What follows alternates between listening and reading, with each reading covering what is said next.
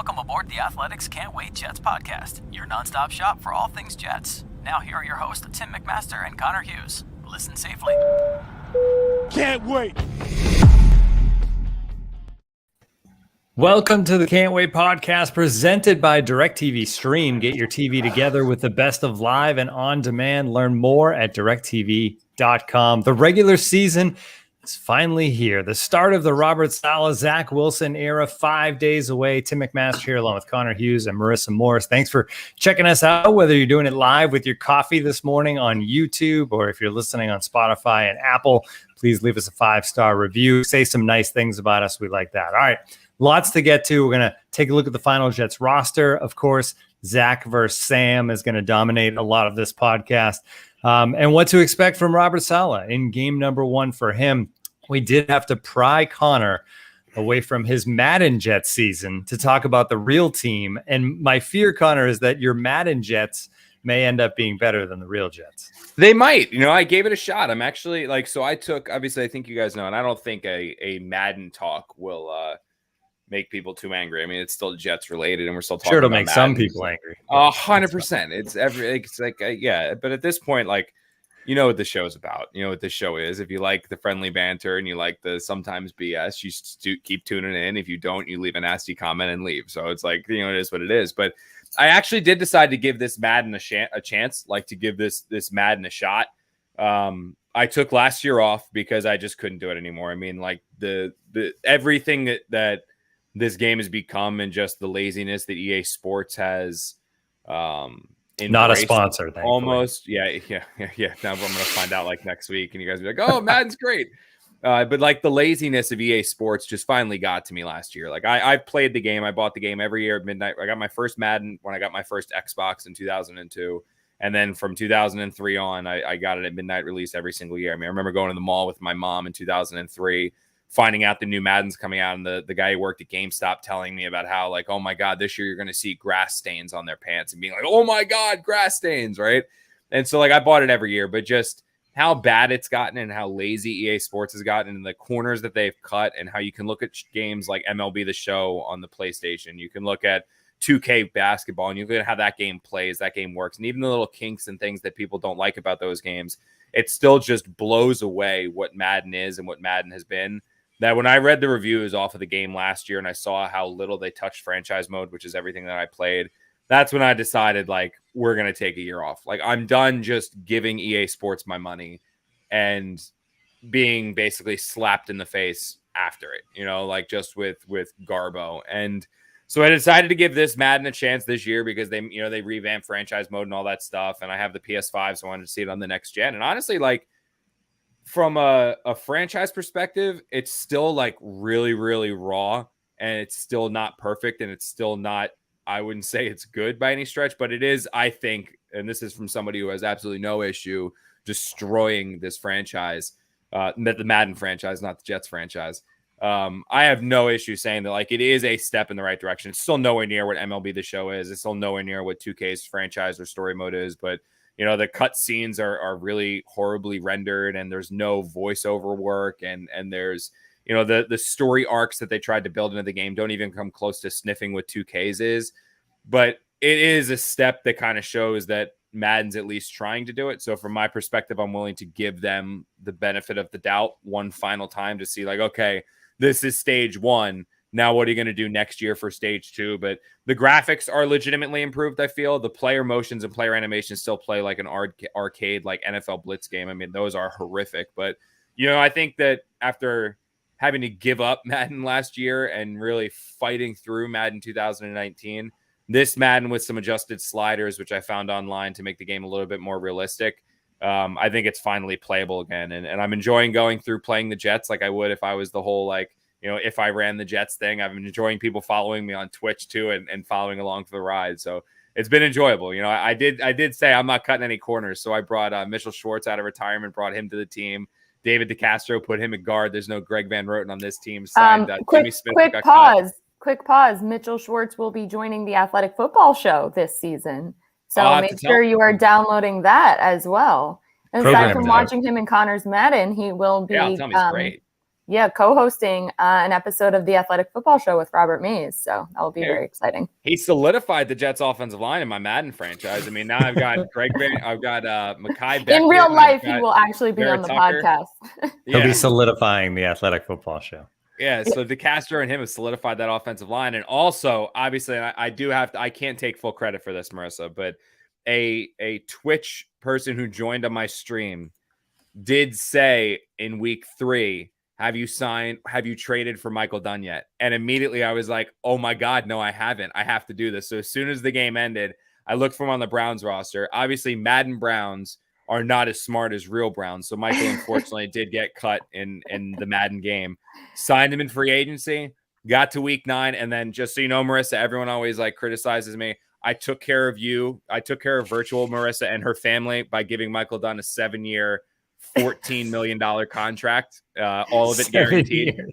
Yeah. So I gave him the max contract extension, and your boy, look, I would have signed him to whatever he wanted. All he wanted was 2.5 a year. That's all he wanted. So I gave him his 2.5 a year off of 7 years. So maybe it was a little bit more than 14, but I took care of him and you and virtual Marissa forever.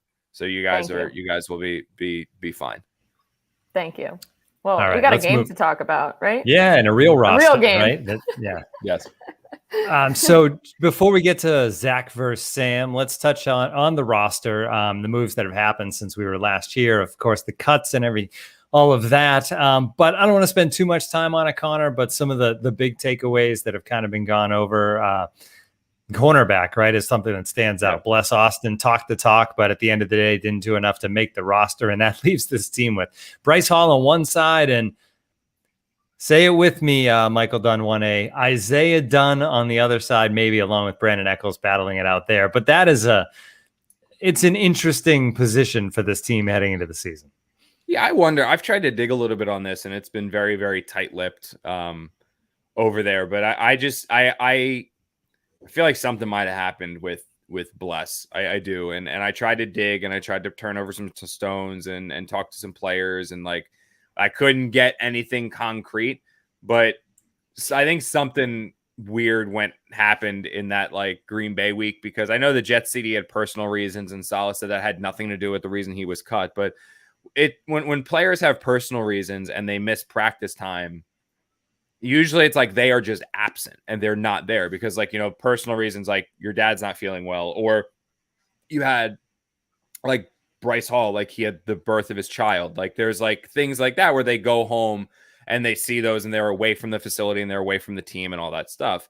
With Bless, like he was there and then he was on the sideline of the game against the Packers. He just didn't play. And I remember thinking to myself, like, I've never seen a personal reasons that caused a player to be in attendance for a game but not playing the game. And this is the preseason, so it's not like there's game planning or anything like that. So I know, Douglas said, oh, we just, or Salah said we liked the young guys, pretty much ignoring the fact that Bless Austin's 25 years old. And, what Douglas said was like, we were going to start we wanted to get some of the young guys playing time. And, I think it was a lot of like trying to save face. Good for Bryce. I saw or Bless, I should say. I saw he lost down to Seattle, right? I think the Seahawks signed him. He's reunited with Jamal Adams. So, good for him that he's found another team and he's going to go play somewhere else. But I think something might have happened there with the Jets. But now it is going to be the youngsters, Tim. And I think we've talked about this a lot. The Jets defense was always going to be predicated and built on that defensive line. It was going to be based on that defensive line getting pressure to alleviate pressure off of their secondary. Basically, that front four was going to get home to the quarterback before the quarterback could get the ball to his receivers quarterback to his receivers, and the receivers could break open against this secondary. The concern now is that without Carl Lawson, are the Jets going to be able to do that? And if the quarterback is permitted those, kind of 3 Mississippis in the pocket, I don't know if Bryce Hall is going to be able to hold up. I don't know if Dunn's going to be able to hold up. I don't know if Echols is going to be able to hold up. I don't know if Guidry is going to be able to hold up in those 3 corner spots before receivers break free. And I know you mentioned Isaiah Dunn. I think it's probably going to be Brandon Echols out there. I think he's probably the guy the Jets are going to go to. And, we did talk to Salah the other day. I'm just playing to the crowd with the Isaiah Dunn. Yeah, I feel you there. I feel you. It's good. It's good. It's a good play. But I do think that the one thing that Salah said when we talked to him on Monday was that just because these are the two guys that start at corner doesn't necessarily mean these are going to be the two guys that finish the game at corner. Yeah. So then other spots on this final roster, of course, you can certainly take your moment here before 2021 and question the 2020 draft, as James Morgan is now with Carolina, probably giving away all the company's secrets this week to his new team. So he's gone from last year's draft. Zaninga still around because he's on the practice squad and injured, obviously, but he was released as well. Those are some tough ones to see. I mean, if you're Joe Douglas, right? If you're looking at what Joe Douglas has done and to see that the next year those guys are on the practice squad or gone. And then the other interesting move, Quinton Williams' brother Quincy is on the team. Mm-hmm. And I didn't realize this, Connor, until realizing like it finally like made sense to me that Quincy was actually on Jacksonville last year. So those guys went 3-29 last year. That's a tough run for the family. Yeah, that's not a great one. But yeah, like Quincy Williams is actually an intriguing player because the Jets like him. I mean, when the Jets claimed him along with Tim Ward, talking about Quincy first, as Salah said, he's one of those guys that's fast and violent and fast and angry and or something along those lines. I'm paraphrasing, but he's somebody that was really good in this defensive scheme because Robert Saleh spent time in Jacksonville, which is where this defensive scheme kind of had some pieces put together. Then obviously it also had it in San Francisco where it really came to the forefront, and also Seattle. So it's got a bunch of little different pieces of where he's worked before in it. And that's where Quincy was originally playing, was in Robert Saleh's type of defense. And he had some success his first couple of years in the league. And then obviously it fell apart when Urban Meyer came in and they brought in a new defensive philosophy. So the Jets like the idea of getting him in here. They like the idea of getting him in here and getting him back in a defensive scheme that's better fitted to his strengths and seeing what he can't do. And then Ward, obviously the other player that the Jets claimed, he didn't play too much with the Chiefs, but I think the one game he played last year was 5 tackles and a sack.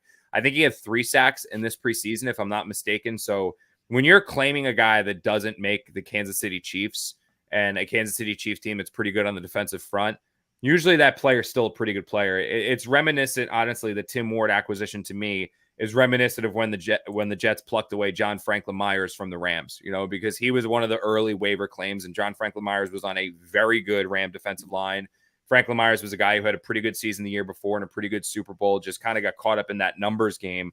Rams let him go. Jets immediately claim him. And while he dealt with injuries that first year, you saw what he could do last season, and you saw in training camp that he looks like he's picked up right where he left off. And if anything, he's a little bit better of I think he had a better camp this year than a season last year. And I compare that situation of picking the carcass of a very good football team and finding they can't make their team, but they can start on yours or play a significant role on yours. I see something very similar there with Tim Ward. And the one acquisition that I do not want to brush over, and I know some have because they've been like, oh, he's not a good player. He's not a good player. He's not a good player.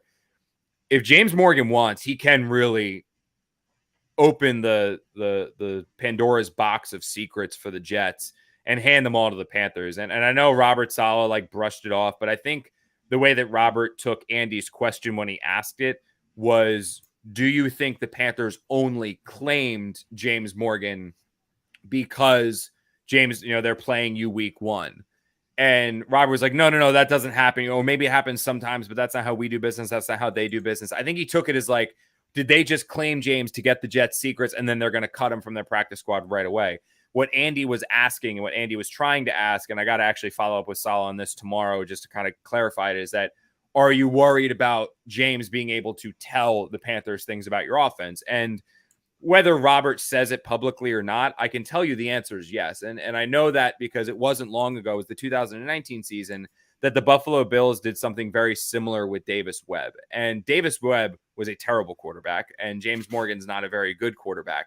But still, they spent an entire summer in this organization. They spent an entire offseason in this organization. So from James Morgan's perspective, there's OTAs, there's minicamp, there's an entire training camp, there's 3 preseason games. And the thing about James is that while he struggled on the field, he's a film junkie. While he struggled on the field, he's the guy that when Zach Wilson's running the actual play, James Morgan is 10 yards behind him, going through the motions, literally going through the drop back, turning to his read and pretending to throw a ball. I mean, he's that kind of a guy. So he probably knows this playbook. And I don't mean this as a shot at Zach Wilson. He might know this playbook even better than Zach Wilson does, just because he is like mental freak when it comes to studying the game and understanding the game and loving the game. And now, obviously, we can go into a whole tangent about how that's what makes the quarterback position so hard, is that you need that mental aspect, but then you also need the physical skills, which is where James lacks. So I remember talking to Adam Gase about this with Davis Webb in 2019. And he said that, he had talked to Davis when he left about there was kind of like an understanding or a handshake agreement that Davis wasn't going to give the Bills the Jets playbook. And then Adam said there were 3 situations in the game where he realized he had, because the Jets you start game planning already. Like the Jets have already started game planning for the Panthers. They started game planning for the Panthers probably around the Green Bay Packer week. You start implementing little bit, and then really ramp it up this week. So one of the things that the Jets had started in 2019 of doing was that they felt they could get the Bills on a couple big run plays because their defensive end or something like that had a tendency to suck inside in this specific Jets formation. The defense, he always sucked inside. So when the Jets had this opening to hit the outside on a stretch play on with this particular formation, it was like an I formation. They had the ability to hit a big one on the outside. They knew they could do it because this defensive end was always sucked inside, and they had a hot route called to signal it. So like if they lined up in this formation, they saw that play, they had a read where they would say bingo, bingo, bingo, and the defensive end, and they knew that they could change to this stretch play, which they then kick it outside. So Jets go to the line in that Buffalo Bills game in 2019. Sam Darnold gets the front that he wants. He yells, bingo, bingo, bingo. And the defensive end doesn't stay inside. The defensive end goes right to the outside where the run's supposed to go and sits there. So he literally moves himself like 3 yards outside. And I remember Gase had said, I think he talked to us before practice. He had said, that's when I knew Davis had told them all of our secrets, because that was our one word that we had put in train. There was no one else that knew that was our word except for those in the quarterback room, because it was the audible to outside to the stretch play or something along those lines. He goes, when he said bingo and whoever their defensive end was moved, I think it was Lawson, not Shaq. I think it was Manny, maybe. I'm not sure. Or the guy who used to play and he was a bad first round pick, went to Jerry Hughes. That was it. Jerry Hughes.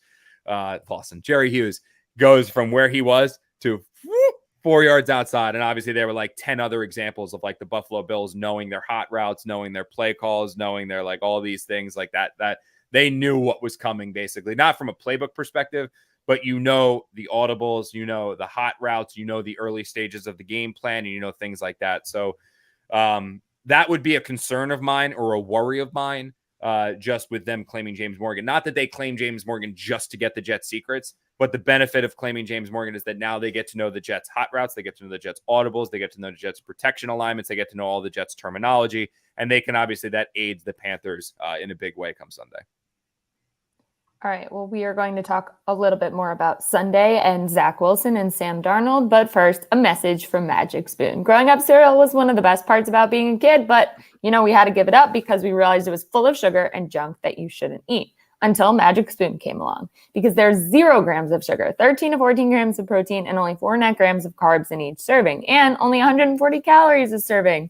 It's keto-friendly, gluten-free, grain-free, soy-free, and low-carb, and you could build your very own variety pack with flavors including cocoa, fruity, frosted, peanut butter, blueberry, and cinnamon. And guess what? Cookies and cream and maple waffle are back permanently, so you can add them as well. So go to magicspoon.com/wait to grab your delicious cereal and try it today. And be sure to use our promo code WAIT at checkout to save $5 off your order. And Magic Spoon is so confident in their product, it's backed with a 100% happiness guarantee. So if you don't like it for any reason, they'll refund your money, no questions asked. Remember, get your next delicious bowl of guilt-free cereal at magicspoon.com/wait and use the code WAIT to save $5 off. Thanks to Magic Spoon for sponsoring this episode. It's the 20th anniversary of 9/11, which means that college freshmen weren't even alive then. And with our busy lives and the 24-hour news cycle, the country is in danger of forgetting 9/11. It's why I'm excited to tell you about a podcast called 20 for 20 that's telling 20 heroic stories about 9/11 for the 20th anniversary. It's hosted by a firefighter named Niels Jorgensen, who got leukemia from cleaning up Ground Zero. And I've got to tell you, the storytelling, it's powerful. Just one story told is of Steven Siller. This is the first episode, running 2 miles through a closed battery tunnel with 60 pounds of gear on his back, giving up his life to save others. An interview with Steven's brother, Frank, takes us back to that day that was supposed to be spent with the brothers playing golf. Frank explains how his brother's bravery led to the creation of the Tunnel to Towers race, in which thousands of runners now recreate Stevens' trip each year. The Tunnel to Towers race continues to raise money for those impacted by 9/11 and their families. To check out these incredible stories, go to 20for20podcast.com, or you can find 20 for 20 wherever you get your podcasts. All right, and from that heavy read, let's get back into the Jets. And Connor, it's been 23 weeks in the making, I think. Zach versus Sam. Here we go. That was how long ago it was that the Jets sent Sam Darnold to Carolina. They get 3 draft picks back, and now it's head-to-head at his old home. I feel like there's a ton of pressure on both these guys, but that's where I'll start. Who do you think has the most pressure on them in this game? Sam going against the Jets? Yeah. Okay. Yeah, I mean, Zach's a rookie, man. Like Zach's the number 2 pick in the draft. This is his first ever start. He's on a team that is rebuilding.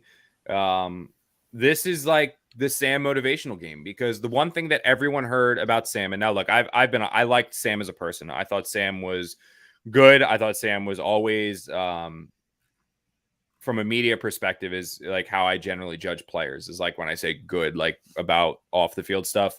Like obviously he never got in trouble off the field, but he always treated the media with respect. He was always open with the media. He was always, if you needed him for something, he was always attainable. You know, he was never against one-on-ones if you needed him. I mean, he was a really good guy. Like I thought Sam was a really good person. He was not a very good quarterback. I know, like, people will say like, oh, the Jets didn't do this for him. Oh, the Jets didn't do that for him. Oh, the Jets. Well, yeah, true. Like the Jets didn't give him the coaching that they've already given Zach Wilson. They never gave him the receivers that the Jets have already given Zach Wilson. They never gave him the offensive line potential. While this group still looks like they struggle in pass protection, they are still more talented than any group that Sam Darnold had to work with. The Jets never did those things for Sam Darnold, but Sam didn't just fail because the Jets failed him. This wasn't like Pat Mahomes playing for the Jaguars, the last 2 years. Like this was Sam Darnold also not being a very good quarterback. I mean, there were times, if you go back and you look at some of the plays that the Jets ran last year, where Sam's initial read, the read that Sam is supposed to go to on the play, and I know this from talking to coaches and stuff like that, the player that Sam was supposed to go to, he doesn't. He just, like, the play is designed to go to this player on this route at this play, and Sam just comes off it for no reason. And then all of a sudden you stop the film and you look at it and you're like, oh, that player's wide open for a would-be touchdown, and Sam's somewhere else. There were those plays where Sam throws into triple coverage. There's the plays where Sam makes the turnover that you just can't have, the back-breaking turnover. And the one thing about Darnold is that,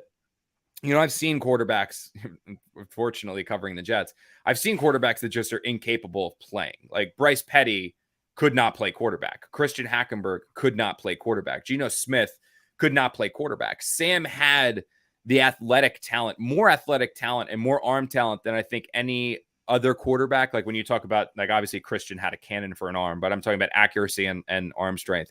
Sam had more arm talent than any quarterback I had seen to that point of them acquiring Sam Darnold in the draft. Now, Zach Wilson's obviously topped him. So you would see plays like against the 49ers, that throw he made to Berrios where he's rolling out to the left, pivots and throws across his body, hits Berrios on the move, and then he takes it in for a touchdown. The issue is that for every one of those good throws that Sam Darnold would have, there would be another 2 or 3 a game that either turned into turnovers, were near turnovers, or were those that you were like, what the hell is he doing? That always prevented him from going there. So I think the biggest thing that held Sam Darnold back was that he could never really read a defense, or he never learned to read a defense without the Jets. But he always had that built-in excuse of, okay, I don't have the receivers that other quarterbacks have. I don't have the coaches that other quarterbacks have. I don't have the offensive line that other quarterbacks have. Well, in Carolina now, he has Christian McCaffrey, better than any offensive player on the Jets. He has Robbie Anderson and Curtis Samuel. Robbie Anderson now is a better receiver than he ever was at any point in the Jets, and Curtis Samuel would have started on any Jets team before this year. He's got an offensive line that is still probably a little bit of a work in progress, but is certainly better than any of the offensive lines the Jets have had over the last 2 or 3 years, or the offensive lines the Jets gave Sam Darnold. He has an offensive coordinator in Joe Brady that was receiving head coaching interest the last 2 seasons, right? So he has an offensive coordinator that people believe is a prime head coaching candidate and one of the young, innovative offensive minds, right? Now go do it. Sam has no more excuses. There's no more excuses for Sam Darnold not to play well. And for Sam Darnold to, if he is a franchise quarterback, become a franchise quarterback. So it is on. Yeah, so I said Curtis Samuel. That's my mistake. I know I see it in the chat now. I know Curtis Samuel's on Washington. I know because I was one of the players that the Jets, were interested in. But DJ Moore is still DJ there, Moore is the one that I was thinking of. Yeah, it's and not, how could you forget him? Because where did he go to school? Oh God, Maryland is the Duh. Terps. Yeah, of course. Yeah, yeah. Sorry about that. Yeah, I meant DJ Moore. Sorry about that. Because if anyone read anything that I wrote over the last, all throughout free agency, it was the Jets should go sign him. The Jets should go sign him. The Jets should go sign Samuel. He's a perfect fit. Jets should go get Samuel. Jets should go get Samuel. Washington got Samuel. So obviously, I know I meant DJ Moore. For those listening on this back, I woke up 20 minutes before this podcast started, clearly, because that's how I roll. So it's a little bringing it back down. But yes, DJ Moore is what I'm talking about, not Samuel. So he has more with DJ Moore and Samuel than he ever had. Or Jesus, man, now DJ Moore and Robbie. He has more. Yeah, I know. DJ Moore and Robbie. He has more with those two guys than he ever had with the Jets. So now there are no more excuses. Now there is no more safety net. There's no more, if he had blank, for Sam to not perform. All that's on now is for Sam to perform. And I remember talking to some people that other reporters who cover the Panthers, Joe Person, asking them how's Sam looking? And the reviews that I got back from not just Joe, but others down there is that it wasn't a great summer for Sam, is that he didn't look great. It's almost like the things we've been saying. Sam is not that great of a quarterback. And I do expect him to probably try to play the game of his life against the Jets, because there's going to be the motivation from him of, this is the team that passed on me. This is the team that gave up on me. This is the team that thought Zach Wilson's a better quarterback than me. Screw them. I want to go light them up. And the current state of the Jets defense might be conducive to Sam Darnold, in fact, lighting them up, because I don't think this Jets secondary can cover more. I don't think this Jets secondary can cover Robbie Anderson. I don't think this Jets secondary can slow Christian McCaffrey, because even though the Panthers offensive line isn't great, I don't think the Jets defensive line can get to Sam Darnold before a receiver breaks open in their secondary. That's not a feather in the cap of this Panthers offensive line as much as it is that I just don't think they can get back there quick enough. And so there's a good chance that Sam lights up the Jets defense, but this might be one of the only real great games that Sam Darnold has this year. But as far as the pressure is concerned, it's absolutely higher on Sam, because there are no more excuses for him. Zach's still the rookie. Zach's still the guy that's going to develop. Zach's going to take his lumps, bumps, and bruises along the way. With Sam, this is what everyone has been saying. Needs better protection, needs better playmakers, need better coaching. He's got all three with Carolina. Now, if he doesn't perform, now it's on Sam. The highlight for Sam this summer so far, his last preseason game, which in this weird preseason, it's tough to take anything from that, but against the Steelers' second team defense. So none of those scary guys on the Steelers defense were in the game, but Sam was 19 of 25, 162, couple of touchdowns, 0 interceptions. That was the only game of the preseason that he really got significant playing time. So a lot of question marks around him. As far as Zach goes, I mean, I would assume, if you're a Panthers fan, certainly, if these two quarterbacks go out there on Sunday and Zach looks better, ouch, if you're the Panthers, right? Because even if Zach is eventually going to be the far superior quarterback, and that's what the Jets certainly hope, he shouldn't look better in his first pro game. Is there a chance that he does in your mind, Connor? That's a good one. That's why I'm here. Yeah. Is there a chance Zach looks better? I think there is. So here's the thing. Yes, there is. Zach can look better than Sam, even with the Jets losing this game. I think that's possible, because again, I have huge concerns about the Jets defense. I have massive concerns about their ability. I think Quinnen Williams is a borderline all-pro player. I think CJ Mosley looks like he has picked up right where he left off in the second quarter of the game against the Bills before he hurt his groin. I think that there are a lot of intriguing players on this team where I can't wait to see Hamza play. I actually can't wait to see Jamie and Sherwood play. I want to see how John Franklin Myers looks in this now follow-up year for his perceived breakout year last season. There are some pieces that I'm really intrigued to watch, but I have such massive concerns with this secondary that I just, as good as Quinnen Williams is, like I said, and I don't think the Panthers are gangbusters by any reason. I think the Matt Rule hype train is well overblown. I don't know if Joe Brady's that elite. I don't know, but I just think that DJ Moore is going to be able to have his way with whether it's Brandon Eccles or Isaiah Dunn. It doesn't matter. He's going to be able to have his way outside. I don't know how the Jets are going to slow Robbie Anderson, who's going to be wanting to torch the Jets just as much as anyone else. I don't know how they're going to be able to slow him with Bryce Hall and all these other guys. I mean, I just think players, and then Christian McCaffrey is the X factor. I mean, you are basically now asking your two rookie linebackers in Hamza or Sherwood or CJ Mosley, who's not a great cover linebacker, even though he did lose that weight and he's faster, to slow down Christian McCaffrey. Like, I don't know how this Jets defense, and I'm not saying the Panthers are unstoppable or unbeatable by any stretch of the imagination. I'm just saying that I'm legitimately, having watched this Jets team every day in training camp and in the preseason, I'm legitimately concerned with this defense's ability to stop anyone, let alone an offense that does have playmakers in Moore, Robbie Anderson, and McCaffrey. Like, I am worried about that happening. It's going to take Quinnen Williams playing the game of his life every single week for the Jets to create consistent pressure to hopefully alleviate pressure off of this secondary. So I think the Panthers are going to go up and down the field on Sunday. I do genuinely think that's what's going to happen, is they're going to be up and down the field. They're going to have their way with the Jets defense. With that said, based off of what I've seen from Zach Wilson, his worst practices in training camp, his worst days in training camp, his worst moments in training camp, they were never because Zach looked really bad, ever. Like, he didn't always have the perfect day. He didn't always make the perfect throw. He did throw some passes into coverage, which, again, he said, oh, this is practice. I'm trying things, blah, blah, blah. Like, okay, if that's the case and, we go to the regular season, you don't throw turnovers, it's like, okay, that's just how he practices. But it's like, okay, that's what you say. Now let me see it in a game, right? Like, it's just, I believe him. I just now want to see it as well. His biggest issues in training camp were protection related. His biggest issues in training camp were that he was going down 6-7 times, or having to rush through his reads, or having to come out of the pocket and run around because the Jets just couldn't pass protect. If the Jets can keep Zach Wilson upright, I think you're going to see a lot from Zach Wilson. I think you're going to see a guy who makes every throw, a guy who has next level improvisational skills. I think you're going to see a guy who was worthy of being the number 2 pick in the NFL draft if the Jets can keep him upright. So if this Panthers defensive line, which is going to be better than some people think, because Brian Burns is a good player, Derek Brown has a lot of potential. The Panthers signed Hassan Reddick, who had double-digit sacks last year. So they have players in Reddick, in Burns, who can create pressure from the outside. They have a guy in Derek Brand who can create push up the middle. They have some decent players in the defense where they're going to be better than the defensive unit that they had last year.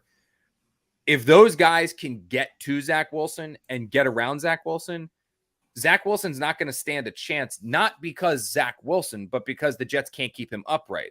The flip side of that coin, though, is if the Jets can keep Zach Wilson upright, if the Jets can keep Zach Wilson on his feet, I think Zach Wilson has the ability, and the Jets have the playmakers to go toe-to-toe with whatever Sam Darnold and the Panthers are doing on the other side of the ball. I think the Panthers still end up winning just because I genuinely don't believe the Jets have enough on defense to slow them or anyone else, or except for the Broncos. Like a team like the Broncos, I think it can slow down, but I don't think they have enough there to slow him down. However, what I do think is that the Jets, if they can keep Zach Wilson upright, I think Zach Wilson could pick on this team with his weapons of Corey Davis, Elijah Moore, Jamison Crowder, if he can clear the concussion protocol, Keelan Cole, if he can't, Denzel Mims, if he can work in there with the protections that amplify his skill set and all those things, a nice running back rotation of Tevin Coleman and P. Ryan and Ty Johnson and Michael Carter. I think P. Ryan, if he's healthy, I think those are all things that go into play with the Jets. Like, my biggest concern with the Jets offense is not their ability to run the ball, is not the weapons, is not the quarterback. My biggest issue or biggest concern with the Jets is just,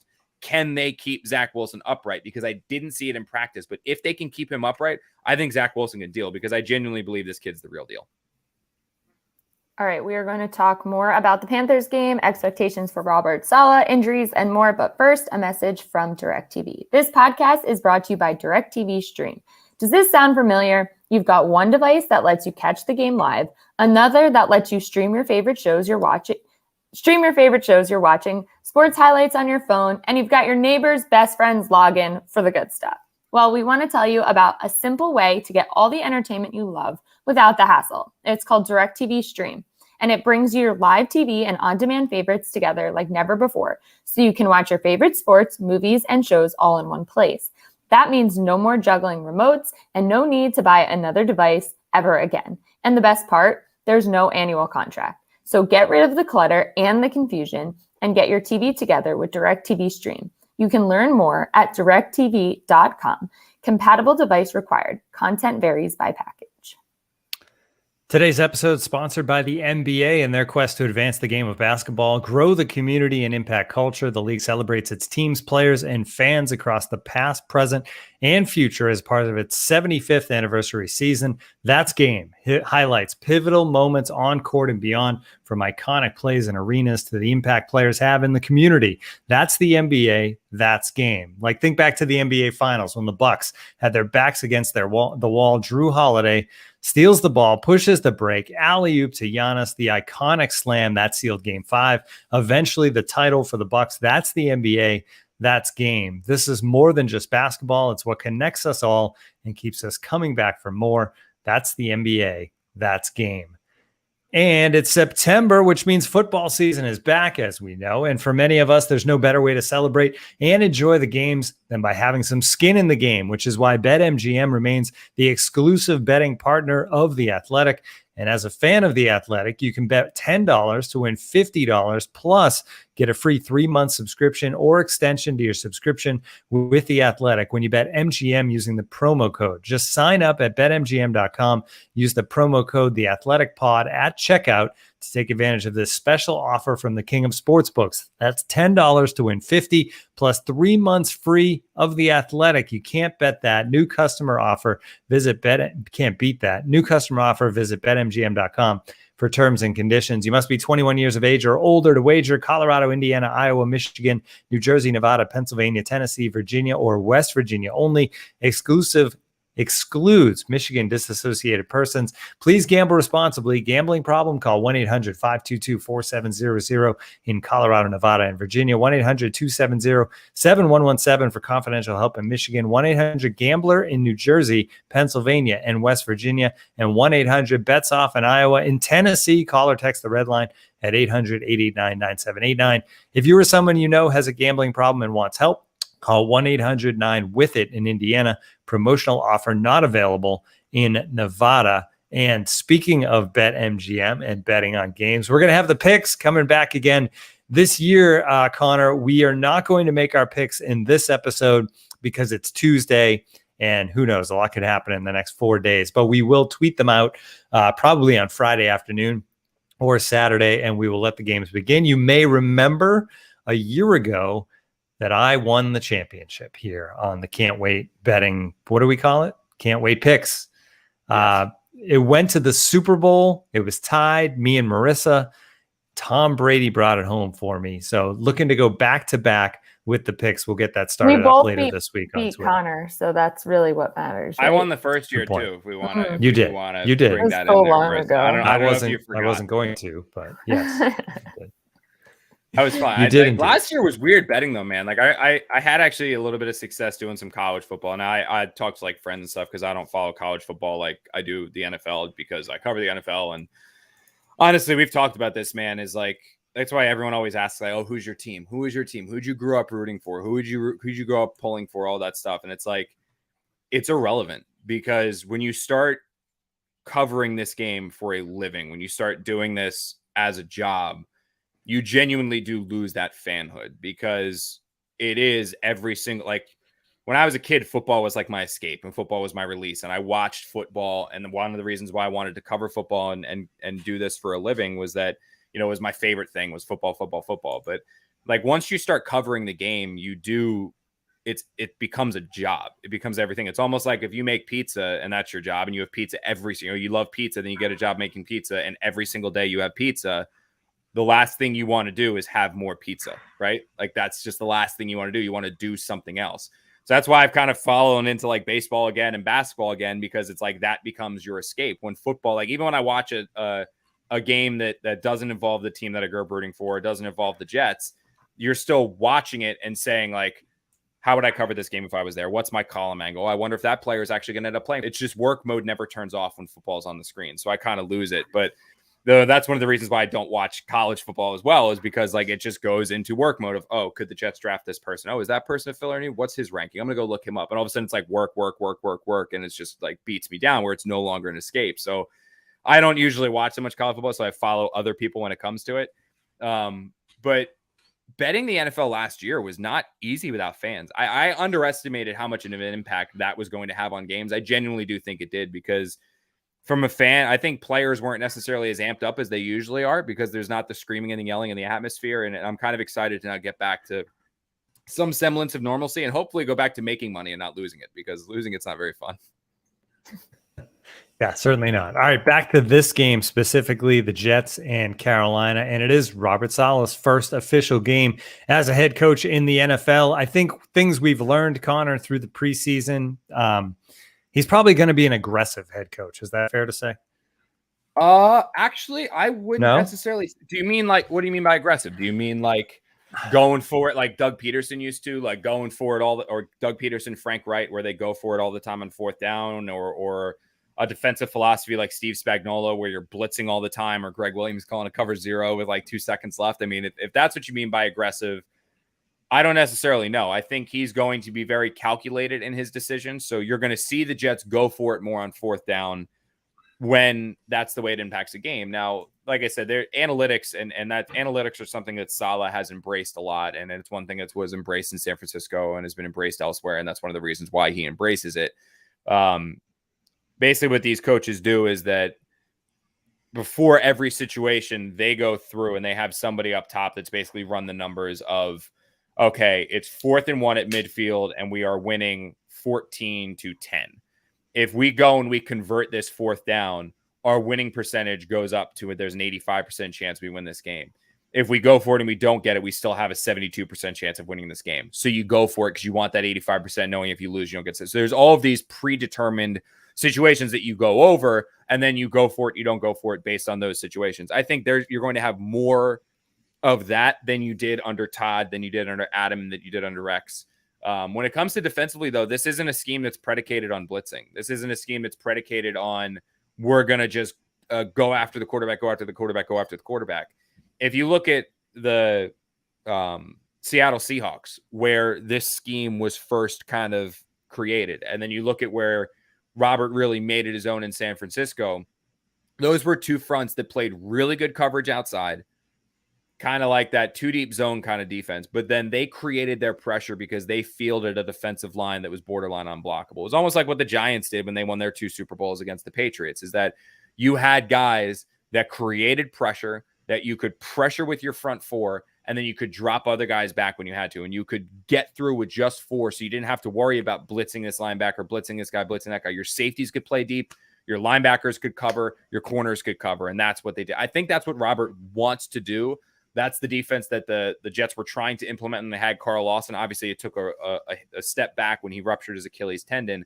But that's the defensive philosophy I think they're going to have, and that's the offensive philosophy I think they're going to have. If you mean aggressive, like throwing deep bombs every other time, no. I mean, this is going to be a team that wants to run a West Coast offense, probably a more run-oriented West Coast offense, where if they run it, if it's an even 50-50 split, or even if it's a 55-45 split with running favored, I think that's what LaFleur wants to do. He wants to feature Coleman and Carter and Johnson and P. Ryan when he's healthy. Then he wants to get the ball to his guys in space. He wants to get the ball to Elijah Moore where he can make plays afterwards. He wants to get it to Crowder where he can make plays afterwards. Get it to Corey Davis on those ins like you saw in the preseason. That's the kind of scheme that Saleh and the offense is going to want to put out there in terms of like aggressiveness. Now, as far as exciting, as far as amped up, that's one thing that I want to see on the sideline, because in San Francisco, that was Saleh, is that he wasn't a screamer or yeller in terms of he's going to get in the face of his defense and degrade them or scream them or try to motivate them by pissing them. You know, the old like Miracle movie where it's like, oh, I just want to make everyone, I want to bring the team together because they hate me so much. And that's why they're going to play hard. They're going to play hard just to basically say, screw me. that's not solid. He's teaching, but he is such a passionate and intense guy that when these players do the things that they've been teaching and wanting them to do, he goes crazy and just goes like, yes, like just gets so excited. And you saw that passion and that excitement on the sideline. I'm curious if he reins it in some as a head coach, or if that excitement and passion comes out. So when the Jets score their first touchdown, or the Jets defense makes their first stop, or they get their first interception, the first place I'm going with my binoculars is the sideline to see how Saleh reacts and see if he tries to keep it calm, cool, and collected and lets his offensive coordinator and like Ulbrich and LaFleur be the crazy guys, or if he's just going to find himself wrapped up in that emotion as well. So aggressive, I don't necessarily know yet. Crazy, like screaming, yelling on the sideline, I don't necessarily know yet, but I think we're going to learn a lot week one, and I'm excited to see it, because exciting would be probably how I would determine it, because I think this is a new age, a new energy, a new feeling surrounding the Jets that hasn't been here in a while.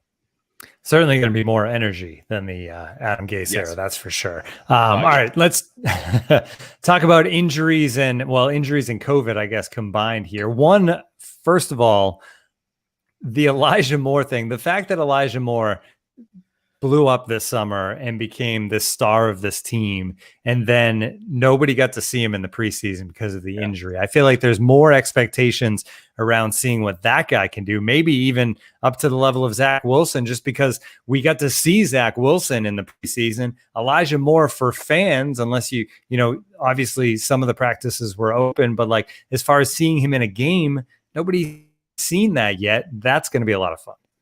It is. Yeah. And I think, you know, like, it's hard to explain how good Elijah Moore looked in OTA's minicamp in the first, few practices of training camp. Like it genuinely is hard. And the reason why it's hard is because how many times can you say it over and over and over again without showing somebody a video, without showing somebody every rep in practice, without showing even just the out, the in, the 5-yard pass that he catches and then bursts away from the defense. It's hard to describe that every single day written without showing you. And the Jets obviously don't allow videos and things like that during the team drills of practice. But where I personally saw him change the most, where I saw a genuine difference, was when he got hurt, because you kind of became so accustomed to Elijah Moore making plays in practice that when Elijah Moore wasn't there to make plays in practice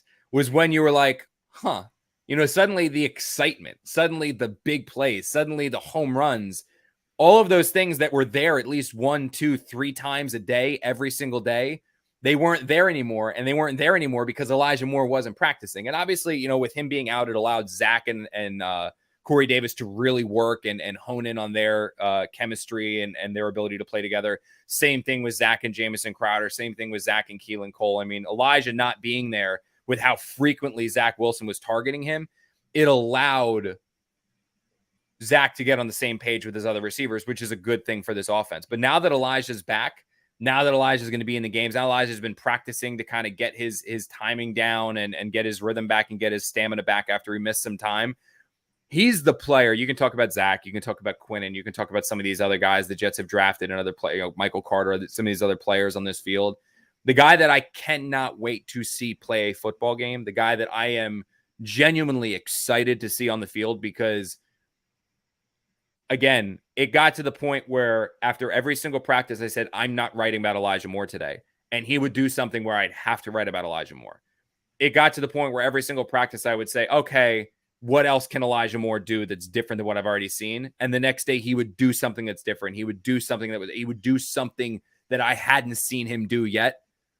To now see that player in a game, to see that player playing a full 4 quarters when it counts, when he can take every catch the distance, when he can make guys miss, when fans can see what reporters and the team have seen every single practice that he's been on the field for. I can't wait to see that. That's what I'm most excited about for Sunday, is to see Elijah Moore play a football game, because I've said this before, man. I've talked to people in that building. I've talked to people about this kid, because again, I see it as, holy cow, this kid looks so unique. Holy cow, this kid looks so good. And I've written that. But it's almost like, okay, Now I want to talk to the people that do this for a living, whose job it is to analyze and evaluate these guys for a living. Am I getting too far ahead of myself? Am I blowing this one up when it shouldn't be blown up like this? Am I just kind of, I haven't seen a good receiver in so long. I mean, I watched Brashad Perryman and Denzel Mims on half of a hamstring last year for 17 weeks. Like, am I just, now that I see an actual competent player, am I blowing it out of proportion? You know what I mean? So I reached out to guys over there, and the thing I've stressed and I've said on this show before, and I've written it before, and I can't tell you enough, the Jets believe they have a, quote, superstar, unquote, on their hands. That's what the Jets believe they have in Elijah Moore. This isn't a player they believe is good. This isn't a player they believe that they are happy they have because they found a good player in the second round and maybe the curse is finally over along with Marcus May. This is a player that the Jets believe has the chance to be Pro Bowls every year, all pros every year, like a dynamic, game-changing player because of his speed, his athleticism, and more than anything, his mentality and not arrogance, confidence. His mentality and confidence are going to take this kid a long way as long as he can stay healthy. And to finally see him on a field for the first time, I'm a reporter. I've said, like, I don't have any ties to this team in any way, shape, or form, but I can't wait to see him play a football game because I do genuinely believe what the Jets have said and what the Jets believe is that this kid is different. And there may be more on him on Sunday, depending on Jamison Crowder's status. He has the COVID positive this week. Or last week. He needs 2 negative COVID tests 24 hours apart to be cleared to play because he is a vaccinated player. So that makes things a little bit easier. Connor, from what you're understanding, would you say that the team is confident that he'll get there, or because of the variables here, they just have no idea? There's no way to be. Right. Yeah, there's no way. I mean, they're. That's the thing. I finally, it took me, shouldn't have taken me this long. I finally caught on to this. Like, Roberts told us, I don't know why it took me this long, because Roberts said over and over and over again how, I'm optimistic by nature. I'm more of an optimist. I'm optimistic. So anytime you ask him a question that could be negative, he always gives the optimistic answer because he's always hoping for the best. So finally, like, with some of these guys that are injured, I was like, can you put your optimism aside for a second to just speak like truth here? Like, can you please do this for us? Like, talk truth. Like, are these guys going to be good or out? But he's one, and P. Ryan is one that I think is probably not going to play because the Jets signed Josh Adams to the 53-man roster. But they do have still that luxury with Jamison Crowder of, like, he's on the COVID list. He can be like all that fluctuation of it there. I don't think they're willing to say anything yet, but the good positive is that Crowder was here. Well, he didn't practice. He was like kind of at least had the playbook, at least for OTAs. He was here for mini camp. He obviously had all a training camp where he practiced.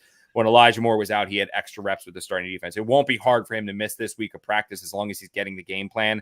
It won't be hard for him as a veteran to miss this week, then start. But I don't think the Jets have a true feel yet of if he's going to be. It's not like Mekhi Becton, who they know, like, okay, he's clearing concussion protocol today. He's going to be on the field Wednesday. I don't think they have a true feel yet, but they will on Thursday or Friday. You mentioned Becton, and that's another guy that a lot of questions over the course of this summer and this preseason. So a lot of eyes are going to be on him as well on Sunday, coming off the concussion. And obviously maybe that takes something out of him. And, I don't know if he's going to have be in the shape that he would have been in, but a lot of questions need to be answered as far as, is he the guy that the Jets think they drafted? Yeah, and I think the thing about Mekhi is, like, there's no doubt he's a dominant run blocker. Like, that's a true statement. Like, he can, he is. He's a big dude who moves bodies. He's struggled in pass protection. Like, that's all I can say, man, is that, like, I've said this over and over and over again. It didn't matter who lined up across from Mekhi Becton during training camp. It started with Carl Lawson because they just wanted the iron sharpens iron thing where, they wanted Lawson and Becton to go up against each other. The sacks didn't stop when Becton was blocking somebody other than Carl Lawson because Preston Smith beat him. I forget his name because I hadn't heard of him before. The number 56 on not Za'Darius Smith because he's been hurt, but number 56 on the Packers beat him. Before Becton went out with the concussion, the Eagles were beating him. When the Jets lost Carl Lawson and Becton was practicing against other players on their defensive line, like Hamilcar Rashed, he was beating him. Like a lot of players were beating Mekhi Becton in pass protection. And again, now what Robert has said, what Zach has said is that, well, We need to, we're not game planning for protection. We're not keeping the extra tight end over there to chip. We're not throwing the quick passes. We're not using the screen to slow down the rush. These players know they can just pin their ear backs and go and get after them. So I believed all that. I was like, okay, like I'm going to still obviously report what I see, but I got it. Like you're not game planning for it. When LaFleur came out in Green Bay, and this will be, by the way, the only honest LaFleur press conference we ever have, because there's no doubt in my mind that the moment he walked off that podium, Jared and Eric with me, they were like, all right, first year offensive coordinator, new dealing with the media every day. Here's what we're going to talk about right now. You cannot say that again. But when he came out and said, Mekhi is not playing his, I'm paraphrasing, Mekhi is not playing his best and he knows it. And then he also said, our protection hasn't been good for 2 weeks. That's an unfiltered quote from an offensive coordinator. That is as honest of an assessment as you're going to get from an offensive coordinator. That told me everything my eyes had seen throughout camp, everything that I had thought I'd seen throughout training camp was true, because LaFleur confirmed it all in that press conference. And you can say, well, the Jets kept the second string Giants and the second string Packers off of Zach Wilson. And Saleh said that they're not game planning to keep the protection over there, and they're not running the quick passes, and they're not running the screens. And, you know, the defense knows passes are coming so they can pin their ears back. You can say all of those things.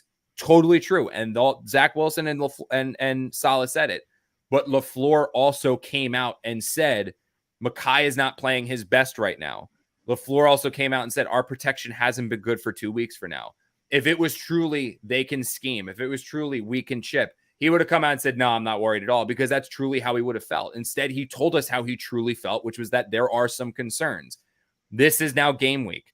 This is now game planning. This is now when you can chip and you can keep the extra guy in. And the Jets are going to get tested by Burns, who is a good player on one outside, and Reddick, who had double-digit sacks last year, and Derek Brand, who can come up the middle, is probably going to be matched up on Greg Van Roten, because why? Or, you know, test Elijah Vera Tucker, who basically had no training camp. This line, which struggled in pass protection throughout the summer, is now going to be tested by, I know the defense wasn't good last year, but a talented defensive front. How are they going to stand up? Is it going to be what Saleh said, which is, don't worry, it'll all be fine once we can game plan for this? Or is it going to be what we saw week in and week out at training camp, which was a group that struggled to pass protect? Now the games count.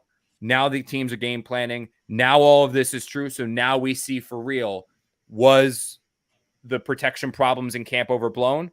Or are these going to be protection problems that the Jets are going to have to deal with week in and week out? We're going to know on Sunday.